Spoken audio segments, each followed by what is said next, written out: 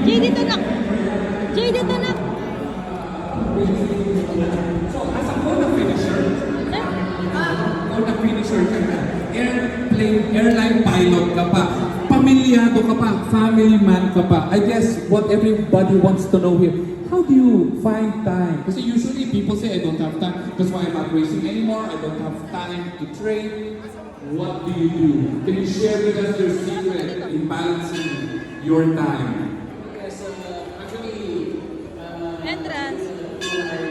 Entrance. Jay, dito.